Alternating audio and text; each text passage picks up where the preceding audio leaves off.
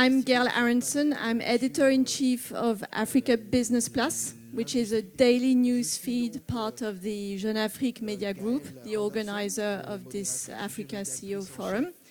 It's my great pleasure to be moderating today, once again, this mining panel. Last year, we talked about the critical metals of the energy transition. And this year, we will be focusing on how we can integrate the value chain in the mining industry in Africa to create those desperately needed components to manufacture solar power panels, electric vehicle batteries, and the like. So according to latest World Bank figures, Africa benefits only 10 to 15% of the revenues from its minerals throughout the global value chain. So the big question we're going to be asking ourselves today is how we can change that. How can Africa boost its role in this value chain? How can we switch from being a rentier economy to being an industrialized economy? And indeed, what are the conditions to attain that objective? So we're going to be talking about power, we're going to be availability, we're going to be talking about transport, we're going to be talking about environmental and social governance, and most importantly, we'll be talking about the role of governments in that quest, the role of mining administrations, and of course, the role of the private sector.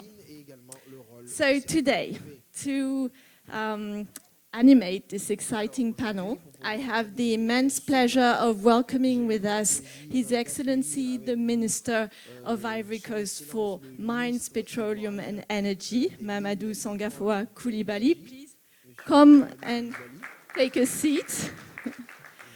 I also have today with me Christian Mion, our distinguished expert, senior partner mining at EY, among his great many titles. Please welcome him.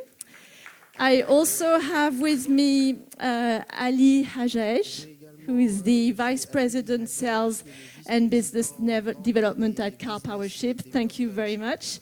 Also with me today, Guy Robert Lukama, who presides over the board of the Général de Carrière des Mines, the historical cobalt and copper producer of DR Congo. And last but not least, Sébastien Montessu, which I don't need to present, CEO of Endeavour Mining. Please join us, Sébastien. And last but not least, I'm sorry, Mike Matsas, CEO of the Compagnie Minière du Bafang. I don't know where you're going to sit. Yeah, exactly. Okay, so some people in this audience may not know about the Compagnie Minière du Bafang, but it's a really exciting story. These guys have been producing nickel up north in Ivory Coast, and I think there's got great stuff coming on as well. So please give them all a warm and applause. So before we begin, I will hand over the mic to Christian, and he will give us a presentation on his perspectives of this panel today. Thank you very much.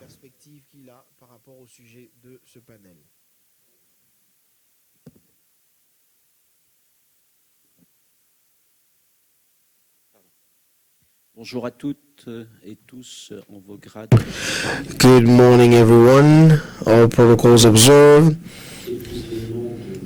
I would like to start with a few key elements, few specifications. So now, today we talk about self-understanding.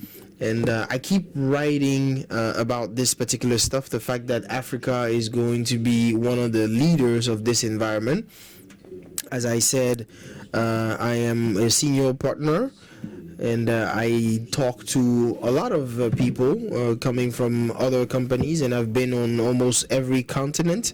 So I have a very good vision of this sector and how it evolves, and how it has evolved over the past 30 years. So I take into account the sociological elements and other elements that could potentially impact what we do. Now, His Excellency the Minister, I would like to say something based on what I've observed in Africa in general. Now, we'll of course have a few exceptions, but I will present you a global image. As of today, it is obvious that we need a strategic vision. I think this is something we can all agree upon. The acceleration of the last few years and the focus from media on critical metals, we call it critical metals, not strategic metals. They're there, they're available, but it takes us about 10 years to get them, and we need them right away. Now, we will need them in order to go green, in order to have a resilient economy. Now, is there a strategic vision? Well, in most countries, I would not say that this is the case. We don't have a dedicated strategic vision in the mining sector. Now, I already highlighted which were the first four elements, the important ones. So first of all is to understand how the mineral world is functioning. So, how do we work? Now, clearly, if we work on gold, it's clearly different from working on another metal. Any elements that could potentially produce aluminum, for example. So, basically, what I'm saying is it's important for us to understand what we need to focus on. There is part of our sector that is really highlighted. And I would like to say also, still talking about the countries, in Africa you have 54 countries and we have different strengths and weaknesses. So this matrix is really important for you to know exactly what you have, because clearly if you don't have any metals, well, you do not need to have a specific strategy, because at the end of the day, it is not going to bring you anything specifically. So at the end of the day, you do not gain much, but you would invest a lot of energy.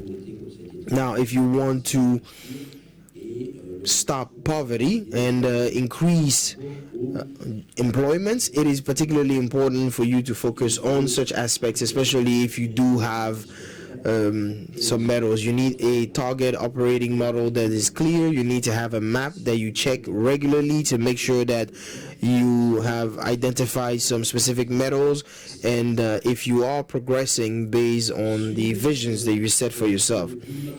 Now, I wanted to go over another point very quickly. Now, it is true that infrastructures are the most important element. So if we talk about energy, we see what the Minister of Energy in Niger, what he said. He said very true things based on the issue of electrical production and provision of energy. So what that means is that energy remains an important element. We have a lot of studies from AFDB and other institutions that clearly highlights that we would need several billions to invest in the sector to get to the same level as the rest of the world. Now, I don't think these are the key elements really. I think there's, first of all, the average level of education in the country. That is important, for example, because let's look at Cote d'Ivoire, for example. When you have people that are coming out of polytechnic schools, well, you already are ahead of the curve. So you need to look at the country's history, how the education was started around the time of the independences, and how things have evolved gradually, and how all this has impacted the average level of the random Ivorian.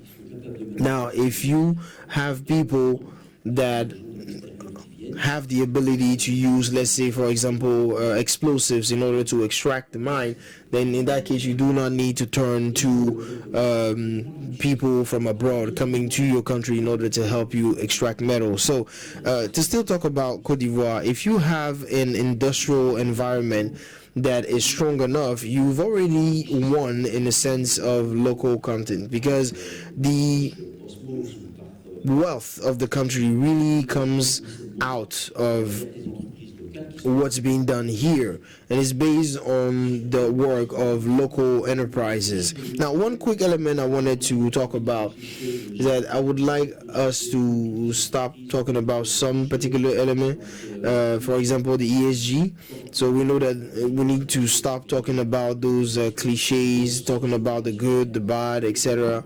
At the end of the day, it is all about social network and everyone basically who would be on your case if you have these type of issues. In Africa, I guess in general, we know that the criteria is the same. Now, a third element I wanted to discuss, it is what we call the regional code or regional exchanges. I wanted to remind everyone that the EU was created 66 years ago. Now, where are we now at this point? Now, we see the president of the French Republic organize a summit in Versailles to ask everyone to come and invest in his country. So the 13 billions that will be invested in France, not in Portugal, not in Poland. But truth is, they are all part of the same area, the same group, the EU. So the truth is, at the end of the day, the president has a vested interest in a process where his country gains a lot more employment as opposed to other countries. So moving on to the other element, we are talking about going green, and in a structural fashion, it creates a system for us to acquire key minerals. So you have a window of opportunity that is truly exceptional for about 20 years or so in order to help you diagnose the state of your mining sector and see if you can take part in this contest of sort.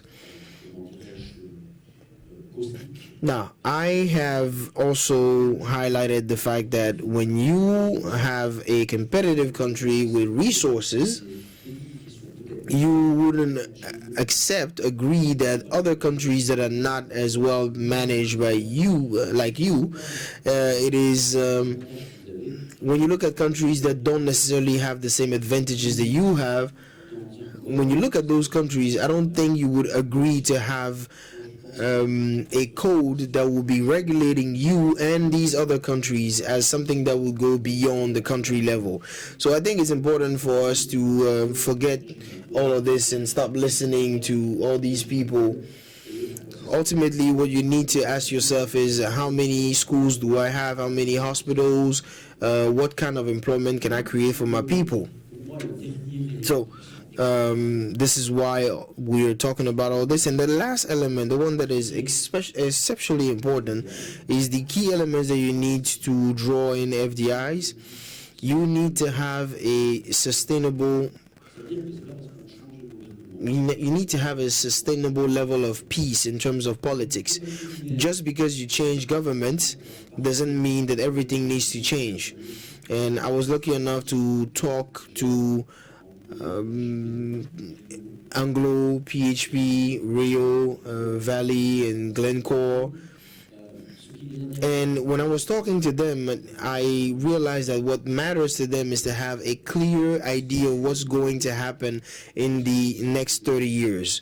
Because usually for the key metals, we are on a cycle of about 25 years at least. And talking about the gold-derived metals, we were still around that time. When we look at all of our extraction techniques, we're still somewhere around the 20-year mark. So when we're talking about the base metals, we are at about 25 years. Now, when you look at these numbers, it is very important for us to keep that in mind and think about the level of peace. This is really what I wanted to highlight so we could continue the debate. Thank you.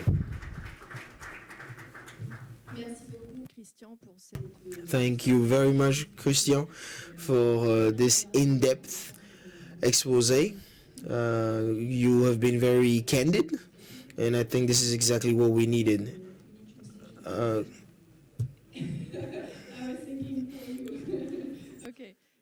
Voilà, je crois que ça va arriver. Donc, alors, démarrons ce panel. So, let's start this panel. Dear Minister, you have been in agriculture for a very long time. Even when you started in the very beginning, I believe you were exporting privately agricultural raw material, and I understand that you've always wanted to turn Côte d'Ivoire into a processing country, a country that could process the raw material, not just with agriculture, but also in mind. So what is your vision as of right now? Could you maybe tell us a bit about the Ivorian strategy in this particular matter? Thank you very much. I would like to start by congratulating our colleague Christian for his presentation. I think this is a very nice depiction of how things are presented here currently. As you said, I was in the private sector initially. And just to give you a glimpse of how things were being done, we were part of a group and we are exporting fruits, namely mangoes that we harvest around the north of Côte d'Ivoire. And after that, I ended up in the Ministry of Agriculture, and it was a department that I was very proud to serve for about a decade. Under the leadership of the President of the Republic, His Excellency Alassane Ouattara. You see, it is quite important for us to draw experience from what has happened in the past. When we're talking about our country, you look at the progress of the country, the development of the country. We all know that all of this is possible thanks to the agricultural sector. We are based on that. 60 years later, I drew some lessons, me and my colleagues, and we understand that now things need to change. I am convinced that if in the very beginning we had started focusing on how we were going to carry out the processing part, and how we were going to get market share, etc., we would not be where we are right now. So for 10 years as a Minister of Agriculture, I've taken part in a lot of forums like this one. And even this morning, I feel like we are always talking about we need to process. I think it's something that we really like to say. I think when we're saying it within a forum, that's good. A second forum, that's great. But if after a decade we still talk about it and nothing has indeed changed, then maybe there's a problem somewhere, because we can't be acting the exact same way and expect different results. And at this particular point, I'm talking about governments. We need to have a different type of leadership. You see, Africa has had quite a lot of missed opportunities, and we're not going to go back to this. So we missed the Industrial Revolution, when in fact we are the continent, and we keep on saying this, we are the ones who have the land for growing crops, and we have the metals and the raw materials. I genuinely believe that now is the time for us to draw lessons from the past.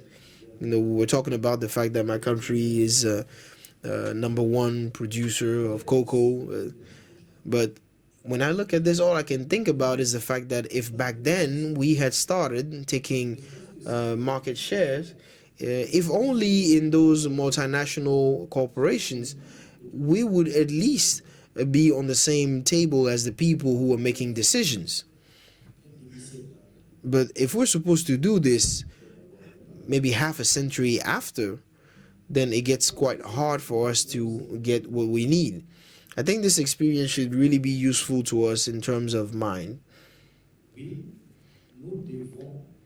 We must, talking about the base metals, we need to draw from this aspect, because we actually see countries that have done that. Look at Botswana, for example.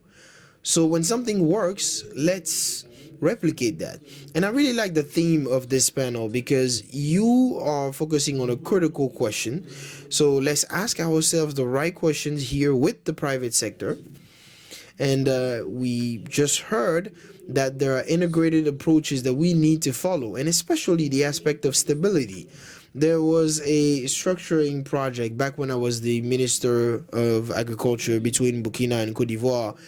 And we were meant to, with the Bolloré Group, help with the construction of infrastructures that could allow us to extract manganese. And also after that, go to Niger for uranium. And a private entity got involved, and from one day to the other, the government actually reacted negatively to that. They contested that. And he was saying, well, private entities don't get involved in these type of resource extractions for the short term. That's quite obvious. And I genuinely believe that as of today, if the whole world says that we have the key metals here in Africa that will play a key role in the green transition, I believe that if we get together, if we stand together, we will weigh enough in order to make sure that the private entities need to come to Africa and process these material. And we have the means to do that. If we mutualize, if we get our means together, we will be able to succeed, both intellectual means but also financial means. We need to be together. Maybe I was a bit long, but yeah, hopefully that was okay. Yes, so just maybe one additional question. So could you tell us more about the manganese sector, and also maybe in nickel? And then I will hand the floor to Mike. Well, you're gonna make me feel like I'm the one who's keeping the microphone. So talking about manganese, we are still thinking about the local processing of manganese. We have a major project, which is the PDMU, which is the it stands for Western Integrated Project for Mines. So we have iron, we have manganese, and we believe that with all of these minerals gotten together, they can reach a certain quantity that would justify the private involvement. So it will help us build several elements. We need to build a wharf, a mineral wharf. We need to also build a railroad and other infrastructures. Now, for the mining coastal company, this is the name of the company that is currently working on all of this, and we're still working with them, and we'll see how we can make it happen. So when I'm talking about processing, we want to go as far as possible in the value chain. At the end of the day, this is in the interest of everyone to find ways to give more value to that mineral here locally before it can benefit the international economy. Well, also we need to talk about the role of SODEMI, and just like we were talking about the visions coming from the mining administrations. Now the SODEMI is actually a historical corporation, sort of like the PRGM in French, that has worked to list to survey and identify all of the sites where there is a possibility of extraction. So they've created a record. Now, Of Ivory Coast, what's happening there? Absolutely. Thank you. Thank you, Gael. Obviously, there is clearly a political will for further processing, and I think that Africa should not miss the opportunity to get involved in the green revolution. We might have lost the industrial revolution, but we are sure that the road to net zero passes through the mining industry. And this is a great opportunity for Africa to tap in.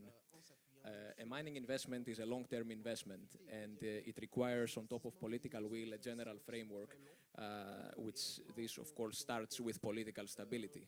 And we are happy that we are now in a country that it is politically stable, and we have found in the eyes of the ministry and also the state mining company, SODEMI, a credible partner to be able to see further, to have a fiscal regime and a strong mining code that allow us to project our cash flows and feel this confidence that we can be here for the long term. Of course, infrastructure plays also a significant role. What I have found as a challenge over the last 5-6 years that we have been operating in the country, and as you go further towards more processing, it becomes more important, is the local talent. And we tapped into deposits that have been known to the world for over 40 years, and in a region that was not so privileged in the past. 50% of the workforce in Compagnie Minière du Bafing is between 19 and 35 years old, including myself. So, That's not politically correct. but what I want to say is that by providing these jobs and by having young population working in the mining industry, it's like we prepare the next generation of mining professionals. And this takes time. We are here, we have been active for the last 6 years in the country. We have been exporting from the port of San Pedro more than 2 million tons of nickel ore from the FMV deposits. This is in the northwest of the country. And we have taken the decision, after 6 years of operation, our group to go to the next step, to invest in the construction of a hydrometallurgical plant in the deposit of Sipilu in order to produce mixed hydroxide precipitate material, which is a very important intermediate material for the production of the cathodes of batteries for electric vehicles. That's great. That's the exciting story I was talking about earlier, so we're really going to follow on that. Mr. Lukama, can you tell us about the Gécamines and how it's looking to create more value from its portfolio? Gécamines need to integrate further the industry value chain, and as you mentioned when we prepared this panel, to go from producing copper cathodes to producing copper wires and other special metals. Can you tell us more? Yes, thank you, Gael, and thank you, Excellencies, what you said about the framework. Definitely in DRC is known as the mining jurisdiction, and more importantly, I want just to clarify one thing. In 2002, we set up a legal framework, the New Mining Code, reviewed in 2018. First of all, today, what Gécamines is doing and the government is doing, because we are differently to other companies, we are state-owned company, and therefore the vision is more aligned, and we are thinking more long-term view rather than the new one. We saw that with the umbrella of the Bretton Woods institutions, we sold most of our key assets to JV companies, and therefore people came and invest. While people are considering DRC as a difficult jurisdiction, I want just to state here that every single year we have more than $5 billion invested in the country in the mining business. It should be keep in mind. And not only because today we're talking about cobalt, because just the benefit is there. Secondly, I want just to say that today the vision we have as a government and also the company Gécamines is go beyond metal. We are no longer there to just to transform the mineral to metal, but also to go beyond. We have 75% of the reserve of the cobalt, which is very critical for the transition energy, but also copper, because at the end of the day, people forget one thing, is we need also copper to connect all the stations to be sure that people can have access to refill the batteries. And today, what we are doing now is just to be sure to have a good knowledge of the potential. Today, most of companies today are working on a brownfield, but also greenfield potential to increase. Our concern is on concern, let's say words in English, in French, nous avons un sentiment d'urgence.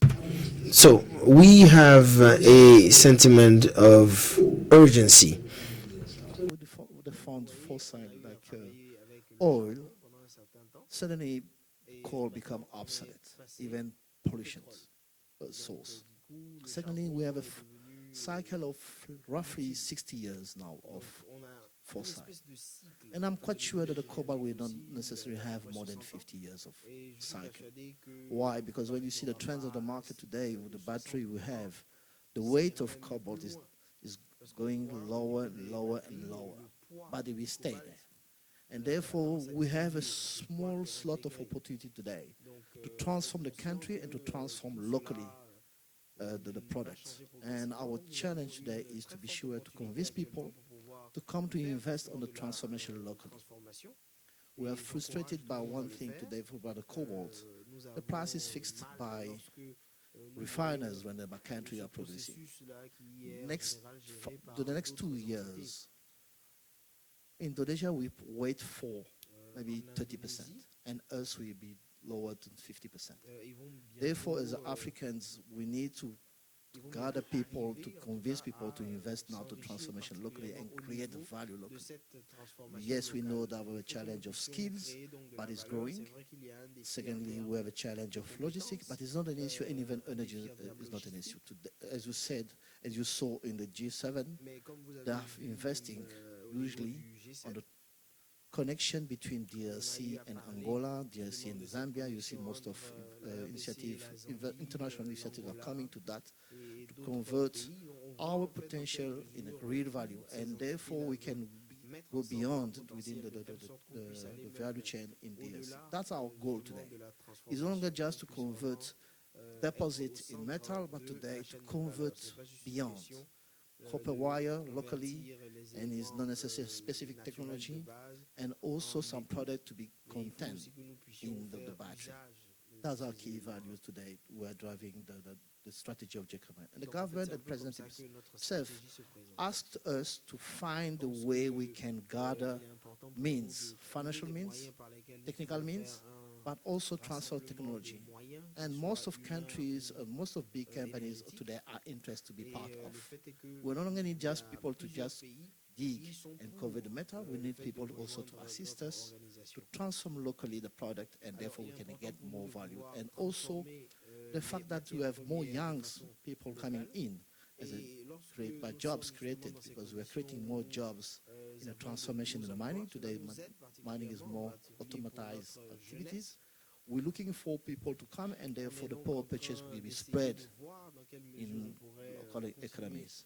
Our local content is not only jobs for people in the mining business. It's also to have SMEs working as subcontractors in our... And we'll talk about that on the second key point, but I just wanted to, for you to touch upon the Kipushi Zinc project, because I think that really is key to our first point here. Just one example we did, because the board I'm chairing today is appointed just beginning of March.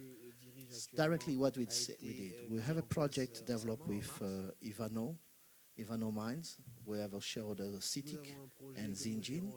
What we decided, they set up a plant to produce concentrate of zinc. What we said to them, we want to have a local beneficiation. And we convinced them with support of Glencore to finance them, and in counterpart to convert the concentrate in the country, to have metal zinc separate, and also by the roasting to extract the sulfur. And the sulfuric acid will be used to set up some activities of fertilizer. We convinced some big players in the world to come and to assist us, some of them, the biggest one being an African one, to convince them that the fact that we have an excess of sulfuric acid, it's just metallurgy. We left oxide the last 20 years, now we're going to sulfur metals. We want to extract the concentrate, the sulfur, convert it into sulfuric, and it becomes one of the components of fertilizer. We want to set up a kind of virtuous cycle where the concentrate produced by big players as roasted locally, converted as metal, add value, therefore you transport less weight, and the sulfuric acid we get, we can produce fertilizer locally. That's the first step we did. And of course, one interesting aspect of that project is that in the process, you're actually going to build back your shareholding in that company. Just very quickly on that last point. What also we did, we said to them that the fact that the companies worked on the project of just what we call a big zinc, the 12 years big deposit, we told them that we are quite convinced that we can make some greenfield exploration. When you finish it, we can take over the company, and we agree from day one, the principle, to convert the company and to continue ourselves to produce and to convert the metal locally, and also to have a sulfuric to feed our fertilizers strategy. Okay, thank you. What is interesting with the fertilizer is going to join the aim of the minister is to have more productivity on the lands we have. Thank you. Okay, moving along to Karpowership. Please, Mr. Ajaej, tell us about that beautiful story you told me about at the origin of the foundation of Karpowership. There was a discussion with miners and their energy needs. Thank you. Yeah, it's strange that I am in a mining session, but as you said, the story of Karpower starts from the idea that the founder of Karpowership was in discussion with the mining people in Africa, and they understand that the main problem for the mining is how to have a reliable and cost-effective power. And at that time, Karpower was the first exporter of energy in Turkey to the neighbors. At that time was to Iraq. So they said, why we cannot do the same and export for other countries when we can bring a power ship or we can bring a floating assets? And the idea starts from that. So they said, okay, at the end is to deliver a power plant. It's a thermal power plant as any other kind of thermal power plant. But the concept is how to deliver it on the time when we need it. You know, Africa, unfortunately, there is a big gap. We have a big delay. And with this delay, today, the investors, or when the opportunity cannot wait, if we don't have the real infrastructure to develop something, we take it out and we try to do it somewhere else. And the cost of the logistics and the loss of for the countries are huge. And from this point, Karpower said, okay, let's try to bring this concept, try to connect to the country, try to understand the need, and we just plug and play. And today, I'm happy that I am in a country that are hosting us, because we have a power ship as well in Abidjan, running since 12 months, thanks to Mr. Minister. We are delivering a reliable power to the country with effective costs. Of course, it depends on the concept, depends on the source of energy. But the main focus is how to deliver power when it's needed, because it's a matter of pragmatic solution.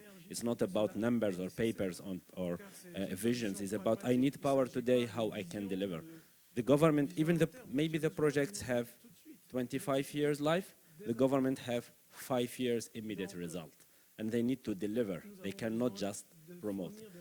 So at the end today, we found ourselves in front of governments when they have a lot of emergencies in terms of industry, in terms of healthcare, in terms of roads, logistics, and all this together cannot start if there is no reliable power. And I want to just bring small concept in my mind, actually, for the energy in general, and I go specifically for the mining.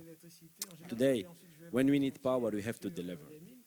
Unfortunately, sometimes some countries, and I'm sorry, I'm talking about DRC in this case, they try to deliver the most reliable, clean, lower price cost compared to the hydro they have in Inga.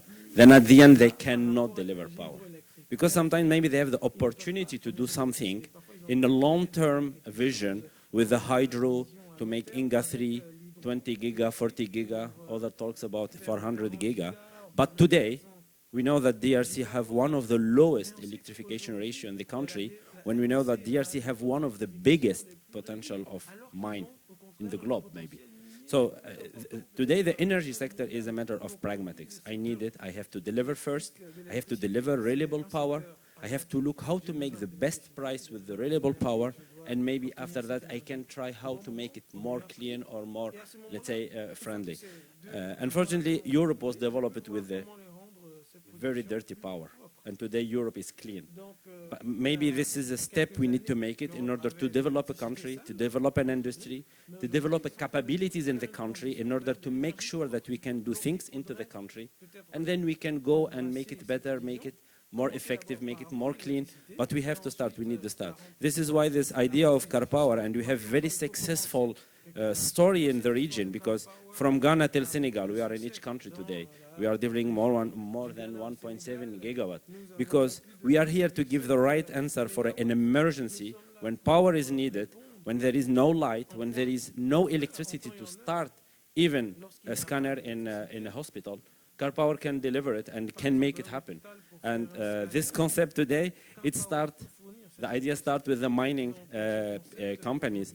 But today, what mining is just a case from others, but in general is an industry, is the services behind, and when we need power, we need just to make it. Okay. And what would you say is your average length of time of stay in a country? What would you say is Car Power Ship's average length of time of stay in a country?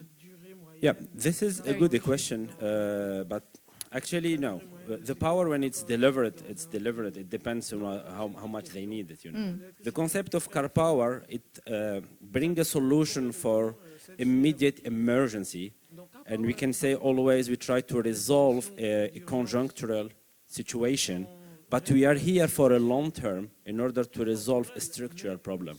So today, when we come, in general, we come for an emergency. And because a floating concept, people think that it's a temporary solution, it comes and go. But at the end, when we are here, when we integrate the grid, when we start operating, and we go for a long-term perspective, in terms of services, in terms of solution, and in terms of price, it's similar to any other power plant. The only big added value we deliver is we make it today.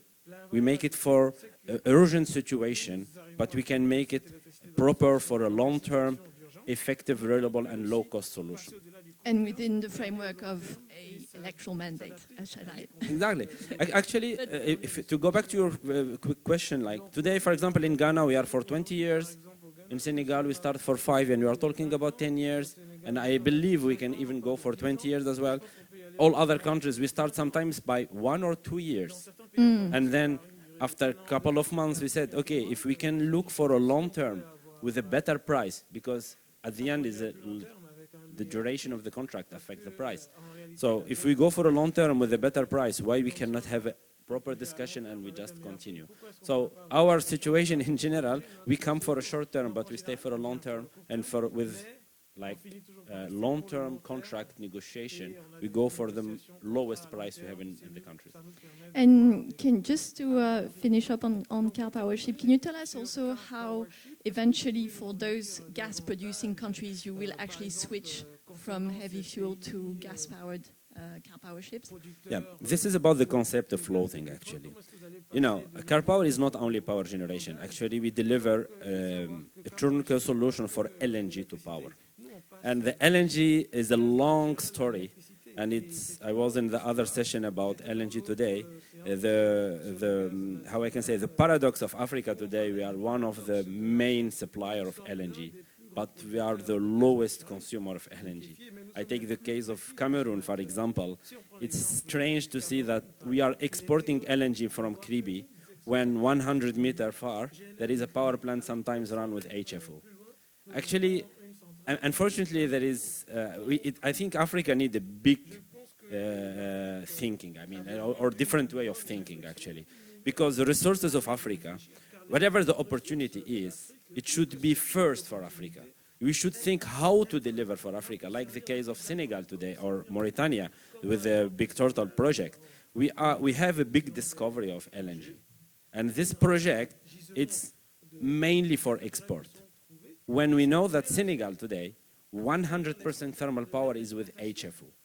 I understand the government or the investors, they are looking for export because it's more sustainable in terms of profitability or in terms of sustainability or payment even. But having a local component, we can start even small and we increase. Like today, I heard an example from head of Total is saying we need first small successful story. We have to build on that. We should not look for 100% or nothing. I'm asking even for DRC. We don't need to make everything hydro or everything thermal today. But let's try some hydro, some thermal, build in small examples. This is how Africa can take off. Otherwise, if we are looking for 100 or nothing, we will never start. Okay, don't look for perfection. Okay. Sébastien, can you tell us about FSTP? It's a name that came up when we had our preparatory call about Endeavour helping mining services companies develop by working with you? Sure. So, I mean, if we look at how we can increase processing locally in country, the good thing with the gold sector is we're producing gold bars in country. So most of the value chain is done in country. And we'll talk a bit later about the refinery project. Yeah. So I think the critical part for us is more how do we, which is similarly important to adding processing capabilities in countries, is how do we integrate the value chain locally by growing local suppliers. Why do we need Australians products? Why do you need Australian mining services when you have the competences locally that you can grow and use them locally? And this is a responsibility that we have as large companies to ensure that we are able to identify local entrepreneurs, and with the support of government, we are able to progressively get those local entrepreneurs to the standards that are required to be performing in our industry. And we've got several cases and several examples that we are pushing more and more, because even from a cost perspective, I mean, it's obviously more interesting for us to be able to grow local companies rather than having to rely on foreign companies, as long as the quality that we are getting is there. And this usually takes some time, but we need to accept collectively to take that time to build the right partners in order to grow locally. So one example was for mining services, for example, SFTP that you mentioned, that is a Malian company that started about 15 years ago. And you had a lot of Australian, Canadian, mining contractors in the past. And we've been playing and growing progressively with SFTP, giving them one mine, making sure that the performance gets there, and then a second mine, then a third mine, and now they are operating at 4 out of our 6 mines. And we're very proud of that, because this is a West African mining company. If we take steel balls, and we discussed that in the past with the minister, we have now in Côte d'Ivoire a manufacturing for steel balls rather than having to import that, from Asia, for example. And progressively, we've got the quality for steel balls that are produced here locally. That means that, again, we can support local suppliers to get to the performance that we want. And I think, ultimately, there are obviously policies across the continent in favoring local suppliers. We just need to make them smart, where everyone understands that in order to become a true local supplier for those industries, you need time and you need the right level of competencies to get to the standards which is required to be there for the long run. And that's what is very interesting, is the responsibility that we have as large companies in taking the time to grow local suppliers. And I think that's one aspect which is increasingly important to help and support the development of Africa. Okay, thank you, Sébastien. We're running really late, about actually 20 minutes on the schedule. But actually, a lot of the points we were going to be addressed in key point number 2, you've already addressed. So, especially you concerning car power shifts. So, we're going to go straight into key point number 2 with Sébastien again, because I want you to talk about the solar projects you have at Massawa in Senegal and also at the Houndé mine in Burkina Faso. And can you please keep your answer to about 1 minute? Very, very short, 20 seconds. What I like, I agree with what we discussed, earlier about, sometimes ESG marketing. I would say sometimes ESG bullshit, because, we're using, this ESG, subject sometime as a stamp that you need to have everywhere, but doesn't mean anything if it's not delivered into concrete actions. And if you want it to be delivered into concrete actions, those ESG actions must be meaningful. Otherwise, why would you do it? If it's just for marketing, it doesn't make sense. So a good example is solar. I mean, we obviously need power. If we take, power out of gensets, yes, we are generating a lot of CO2 emission, and the cost is important. If we're using solar, we're reducing CO2 emissions, and the cost is lower. That's perfect. So why shouldn't we do it? We have now technologies that allows us to combine what is the interest of, yes, greener and greener, but at the same time, more efficient and more efficient. You just don't want greener and more expensive. It doesn't make sense. Otherwise, it's like subsidizing things. It doesn't make sense for a company. But if you are greener and more efficient, then it works. So this is why solar, and we talk, electricity globally, and I think that gas, is a very good point. And what we are looking more and more is beyond the connections that we have to solar plants, is also connections through the grid, where the grid in the state, in the countries where we operate, are getting greener and greener because of hydro, because of solar, because of gas, and we are benefiting from that. So that's all the things that we are, supporting. Great, thank you. Still keeping on the energy supply, Mr. Lukama. When we prepared this panel, you said there was no longer an energy problem for Gécamines. Key companies are private-owned companies invest in the country, and there are not so much resources to avoid car power. The idea is we combine. We have a lot of private-owned projects in solar, we have private-owned projects in HFOs, we have people who are investing, and more importantly, we are importing. The problem we have today is not longer to get in the power, in HFO or gas, is the growth of our mining business is far, far, far speedy than the needs, the supply of power. Today we're importing for Zambia. I'm quite sure that today Zambia is more producing power for DRC for themselves. And that idea behind, we as a company would no longer have this issue because even with a shortage and problem on it, the idea is today is to be sure that anyone who can make our business efficient is more than welcome. And we saw that with Chinese. Chinese people are eating the fact that the Chinese are there. But what is the difference between Chinese and some companies? They come, they know the need is there, they identify an area, and they make a hydro plant if required. If they don't have a hydro product, they will come with the HFO genset.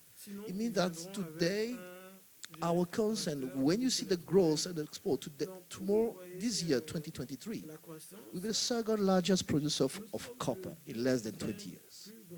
We came from the 30th place to the second largest. And we still have a deficit of power. And the concern today we have is not power for mining, it's power for the transformation. And we are more than welcome for anyone who have a solution. Our government engage with the African Development Bank, engage with all the people, and I beg today to all investors that have interest in the energy to come. It's no longer a challenge of shortage for the mining business, but mostly for the transformation we want to create today. And we know that the position people are willing to come. I just come back from China, where you see the interest they have. They're no longer talking about mining only, they're talking about industrialization, what we raise to them. We no longer want to see you coming and investing only in mining. By more importantly, they come with a component of energy. If you are interested to come in, you are more than welcome. You are more than welcome. We need to have this shortage of power addressed. It's already the case for the mining sector. But our target today is for the transformation. When you transform the copper, the cathode of copper in wire locally, when you transform the hydroxide in cobalt metal in the country, what we're looking for today. And can you touch upon very briefly about transport, the initiatives currently going on for duplicating border posts? Yes, we talked about. Again, as about the one of the challenge when you see the presentation made by Christian is about the transport and logistics. Local company involved the Angolan government to be part of the railway between Lobito Port and to unlock the potential we have in our country. But even ourselves, with the support of Ivano, ourselves and local authorities, we decided to open another border port, driving with a dry port, driven by companies, and just saying to the government, give us the license to do so, and then we connect ourselves to Zambia, Angola, and go forward. And we did it. We are currently working on is one of the master plans we have regarding Kiko and also for Jekamen, because as I told you, within next 15 years, maximum, Kiko will belong to us. And we belong to us with a dry port. The potential is there that we can accommodate 1 million tons of export and import in this area. We made it ourselves, and now we see that we welcome the G7 talking about the financing of the railway between Lobito and Dilolo in DRC. We can connect ourselves as a private-owned company and invest. We ask to investors in the financial institution in Africa to come and to join us on this effort to convert it and to make it viable and sustainable, because it's a key issue, the procurement of the mining business. Sebastian knows that. As soon as you connect and you have a strategy privately owned by company, we can compensate the deficiency of government to work and to be performant. Alors, Monsieur le Ministre, pour faire la transition.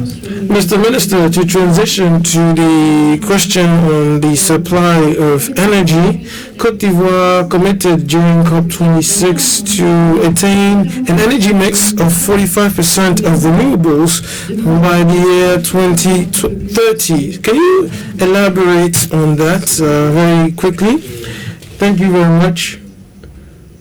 I believe that these are the pledges of the different countries. And for our country, this was a pledge that was made more ambitious.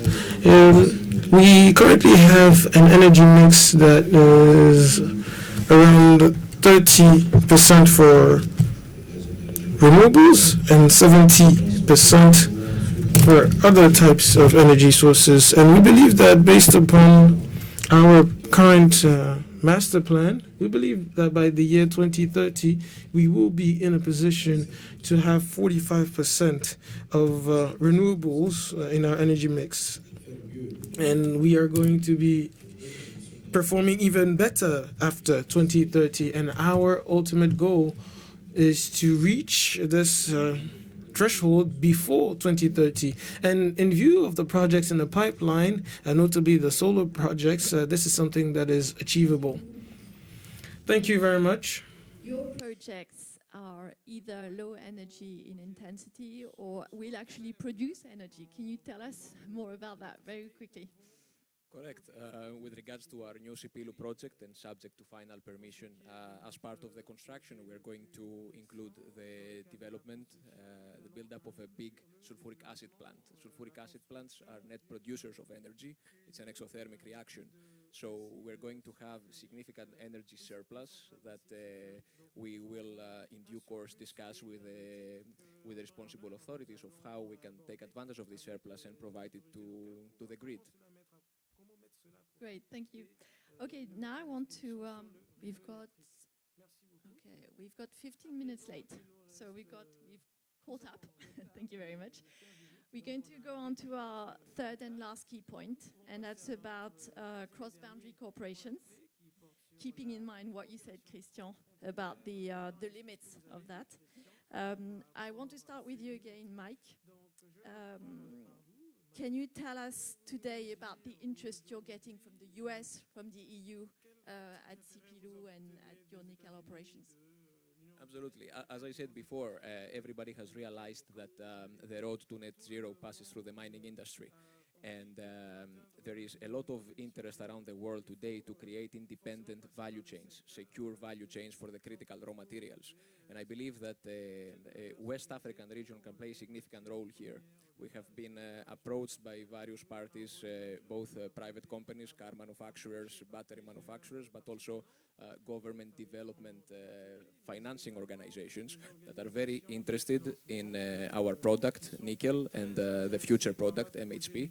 So I believe that this is a great opportunity for the world to create independent value chains, also taking advantage of the various geopolitical shifts that are taking place in the world today. I think that the region here can play a major role on that. Thank you. Mr. Lukama, everybody's talking about the agreement that has been signed with Zambia and that got support, US support afterwards. You're also getting a lot of people knocking at your door, Jacquemines, because of the geographical proximity with Western markets. Can you tell us a bit more about that?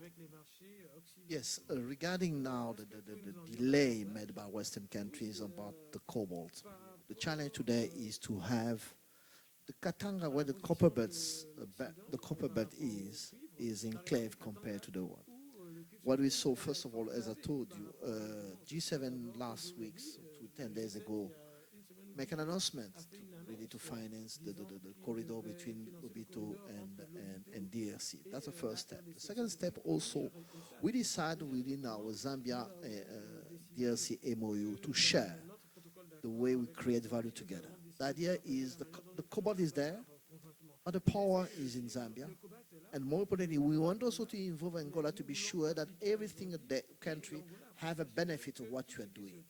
We can create value because we involve Zambia for the power, we involve Angola for the logistic purpose, and we can involve more countries also. It's also the concern raised by Tanzania about Dar es Salaam.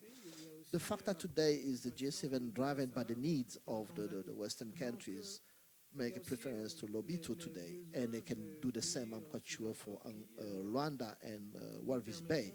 The idea is today that every single country, and we can have this cross-border in business, can have a benefit to share the value with us, but first of all to unlock it. You give what you have, the comparative advantage is a power, let's go for that. Our comparative power, advantage is cobalt. The advantage the comparative advantage of Angola is Lobito and Rwanda. Let's work on it together and to get everything that Angola can have a toll taking $1 on what every tonne's crossing its border. We are happy with, and more importantly, the country, the end user has a benefit of it.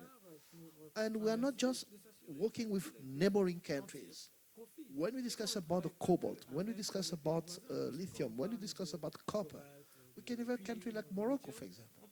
They're close to OEM, they're close to Europe.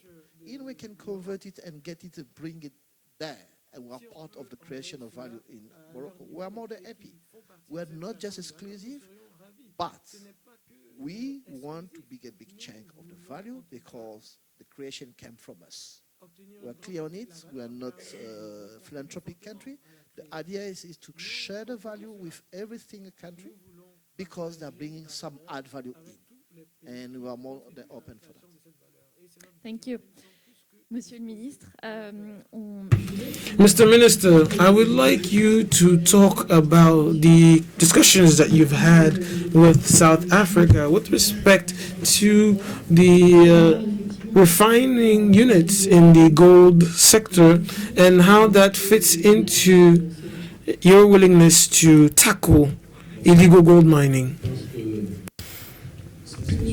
Thank you very much. I think this is a very important question, and I'm glad you're asking.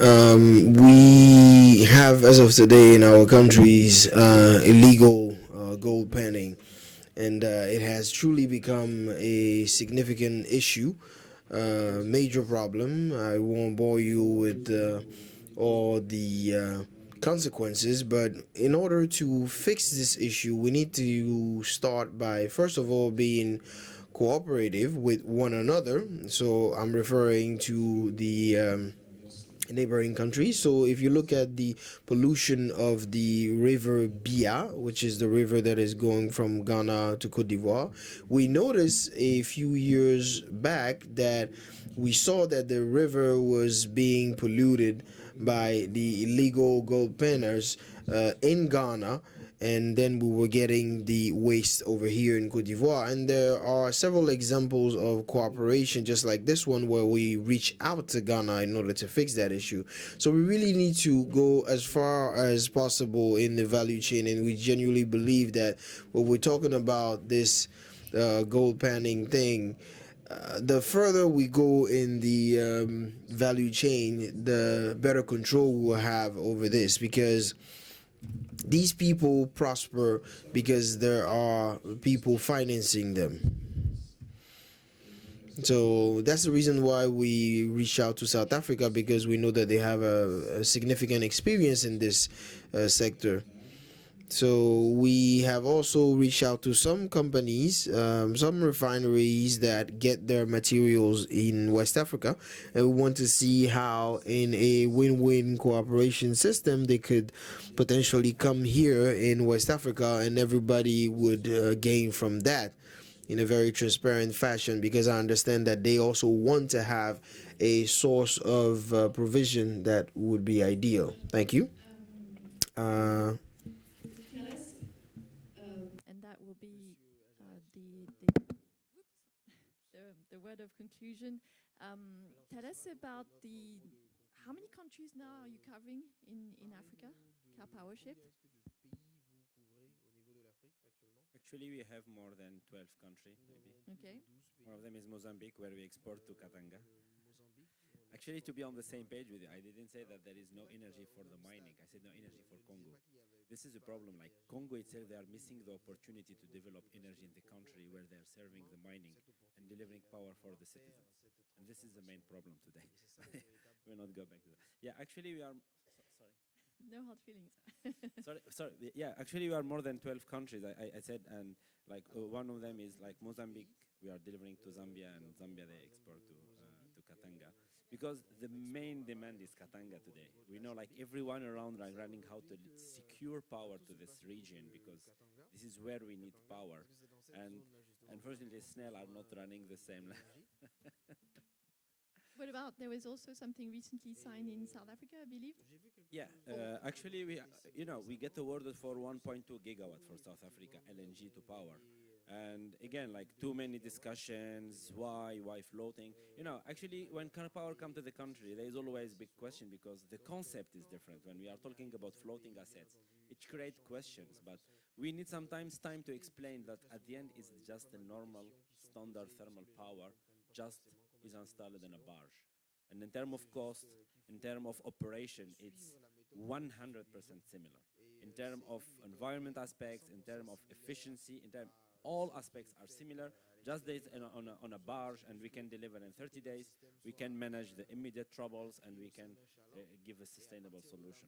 But I want to come back to the LNG, because this is why Car Power today we are focusing, and we are trying to deliver one of this new concept for Africa, the LNG to power, with the same concept of floating assets.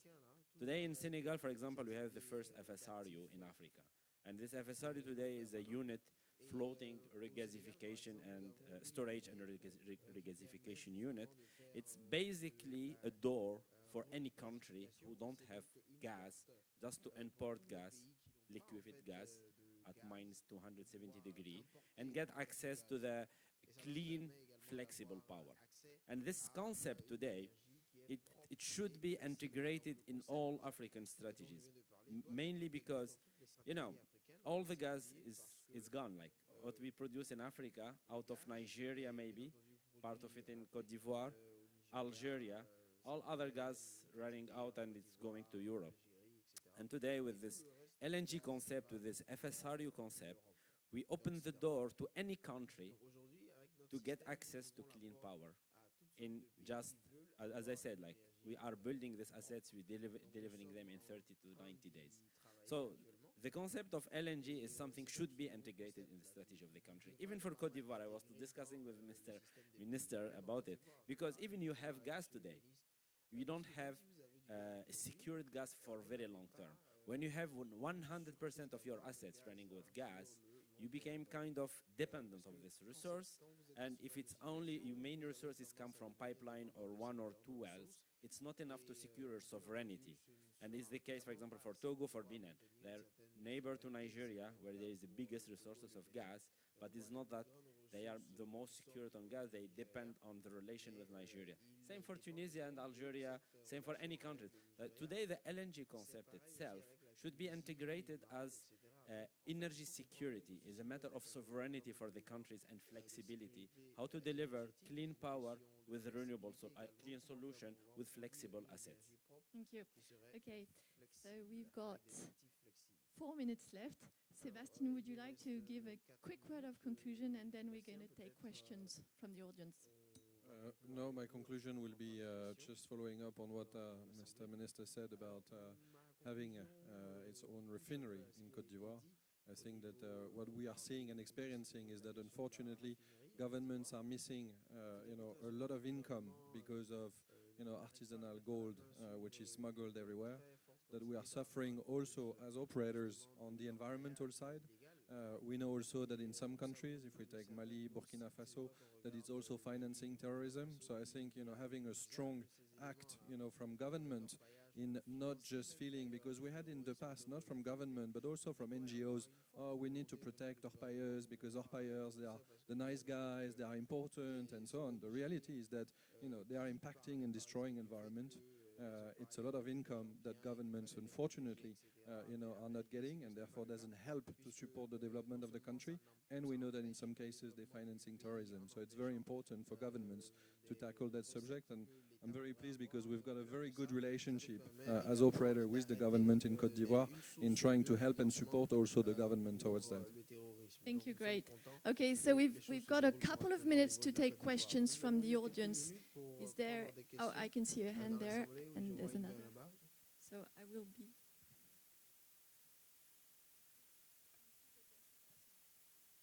Merci. Donc, moi, je vais profiter un peu sur du concret. So, I'm going to ask a very specific question. I'm the CEO of Metal C. It's a company that is in charge of processing of bauxite. So we process it from beginning all the way to the final product. We have started about a month ago in Côte d'Ivoire. So there are actually 5 steps to process bauxite. In 6 months, we'll get to the 4th stage, and we are still discussing with the government in order to get to the final stage. So we are talking, we talked about the factory. We started by producing first with the factory as opposed to just the mine itself. So if everything goes well, Côte d'Ivoire will be the only country that will be processing aluminum from beginning to the end. It will be Côte d'Ivoire will be the only country in the world. So we're still talking to the president and his people.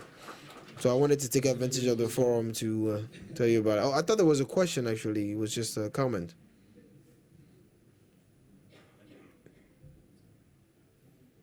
Good evening. This is Ray DG from TIPSP, a port in San Pedro, handling the mineral cargo. My question to the Honorable Minister, when the economy of the Côte d'Ivoire is benefiting with a lot of mines company, and there are neighboring companies which are landlocked, and there's a port in Abidjan and a port in San Pedro.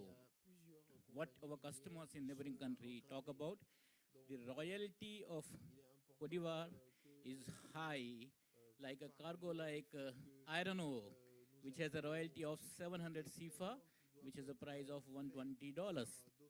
And the same royalty is for manganese, the pricing of $240, but the royalty of 700 CFA.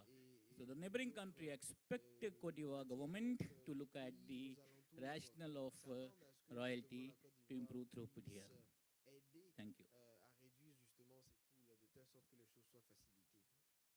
So, please, excuse me, can you repeat? I'm not sure to...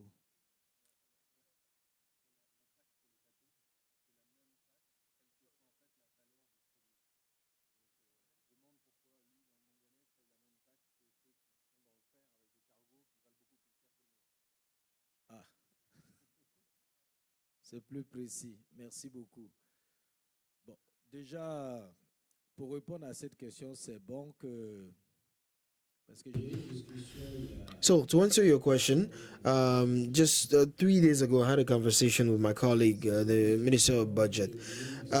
It's a conversation that I would like, that I wanted to have that conversation because there were some aspect of the mining convention that still need work. You know, in some cases, with the operators and our state entities, we need to keep talking to each other. And during that particular meeting, we went in depth, and we know that our country, from a fiscal standpoint, has done quite a lot. Because if we hadn't even done that, we would not have been able to draw so many investors. But when you really look hard at all of these details, there are aspects where we need to improve again. But I also feel like there are other aspects where we have done so much that we feel as though we've done enough. For example, when we're talking about the fact that when I was in the agricultural sector, I saw that in the 70s, there were a system that allowed for 5 years the big corporation to start with the first steps of processing locally, and then eventually all these opportunities went beyond 5 years, and they even started being expanded to other elements. As of today, talking about the mining sector, from the basic standpoint, first of all, I'd like to talk about the fact that I am against any sort of exploitation tax. But the truth is, as soon as you discover something and you start to establish exploitation, that's okay. But once you start producing, that is the moment when you need to share whatever you gain with the country that is hosting you. But usually that's exactly when they start asking for other facilities, for other opportunities. Because truth is, when we see the deposit, we can actually look at it and we can tell how much you could potentially make, so we know. And at that point, it is up to you to also contribute to the national budget. So this is just to talk about it generally speaking, because when I look at this question, the way it's asked, I honestly wouldn't be able to give you an answer because I also have my colleague from the budget who should be involved. But we have decided to go back to this aspect and keep talking about it to see how we could potentially help our partners. Now, obviously, from the very beginning, when we look at things, since we know that the volumes are different and the nature of the minerals are different, etc. So technically, there shouldn't be any reasons why they wouldn't be taxed accordingly. But then again, I'm taking notes of this and we'll discuss it with my colleagues from the budget. Thank you. Thank you very much, dear Minister. Mr. Minister is about to leave. He has to go. So let's maintain this fiscal stability, but no exoneration. Please give them a round of warm applause. Thank you.